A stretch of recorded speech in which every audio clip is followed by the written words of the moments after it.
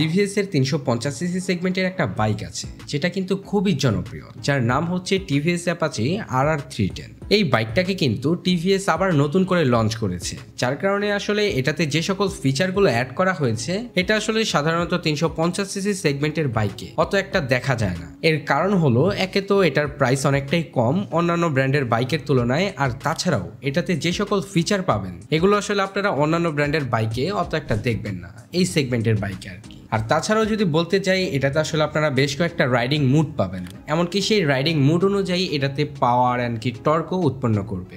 যাই হোক, আজকের ভিডিওতে এই বাইকটা বিগত মডেলের সাথে কতটুকু মিল রাখে বা এটাতে কি কি আপডেট টানা হয়েছে বিগত মডেলের থেকে এটা তো জানতে পারবেনই, তার পাশাপাশি বাইকটা যখন বাংলাদেশে আসবে তখন এটার প্রাইস কেমন হতে পারে, আর তাছাড়া এটার ভালো এবং খারাপ দিক বলতে পারেন সবকিছু নিয়েই কথা বলবো আজকের এই ভিডিওতে। তো বন্ধুরা চলুন ভিডিওটা শুরু করি। আর তাছাড়া আপনি যদি আমাদের চ্যানেলে নতুন হয়ে থাকেন তাহলে চ্যানেলটাকে সাবস্ক্রাইব করে আমাদের পাশেই থাকবেন। তো বন্ধুরা চলুন ভিডিওটা শুরু করা যাক।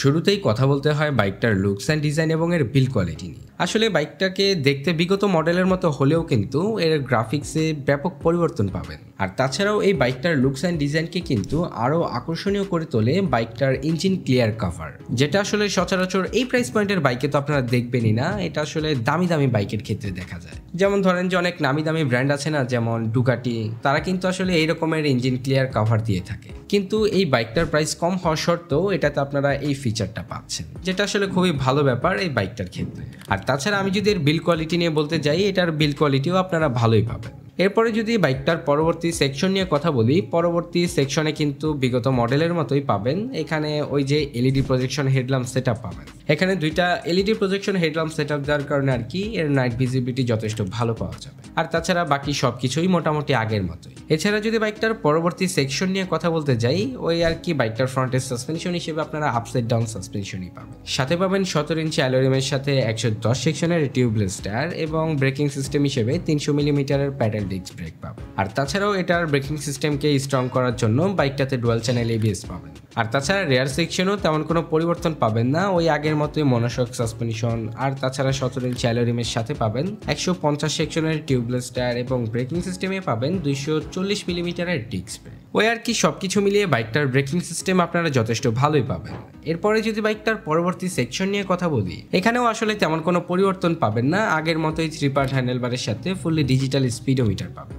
এখানে যে স্পিডোমিটারটা দিয়েছে এটা কিন্তু দেখতে শুনতে একটা ফোনের মতোই। আর তাছাড়া এটাতে কিন্তু আপনারা বর্তমানের সকল আপডেট ফিচারগুলো পাবেন। যাই হোক, এখন আসি বাইকটার সবচেয়ে হাইলাইটেড পয়েন্ট বলতে পারেন, সেটা হচ্ছে বাইকটার ইঞ্জিন সেকশন নিয়ে। বাইকটাতে আপনারা ইঞ্জিন হিসেবে পাবেন 312.2 CC 4 stroke 4 valve single cylinder SI liquid কুল ইঞ্জিন।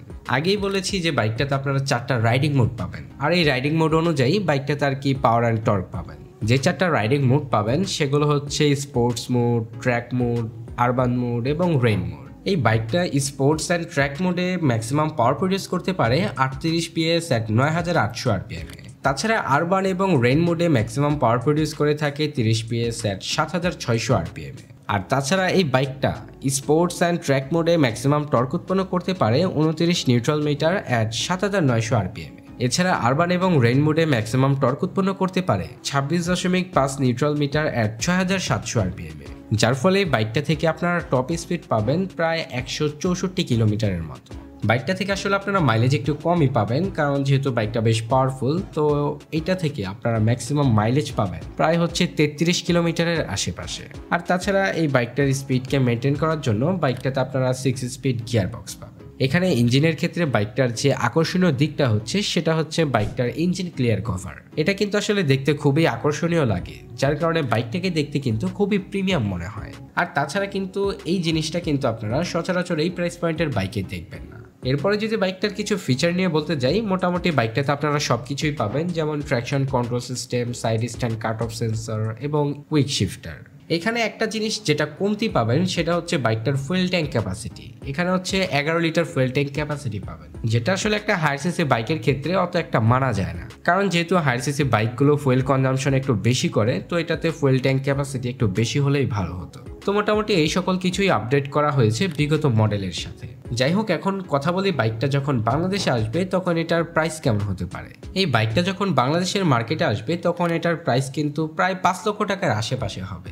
তো বন্ধুরা, মোটামুটি এই ছিল আজকের ভিডিওটা যদি ভালো লেগে থাকে তাহলে লাইক, কমেন্ট, শেয়ার, সাবস্ক্রাইব করে আমাদের পাশেই থাকবেন। এছাড়া আমাদের ফেসবুক পেজটাকেও অবশ্যই ফলো করে রাখবেন। আর তাছাড়া বাইক রিলেটেড যে কোনো ইনফরমেশন পেতে আমাদের চ্যানেলটাকে অবশ্যই সাবস্ক্রাইব করে রাখবেন। তো বন্ধুরা, দেখা হচ্ছে পরবর্তী কোনো নতুন ভিডিওতে। সবাই ভালো থাকবেন, সুস্থ থাকবেন, ধন্যবাদ।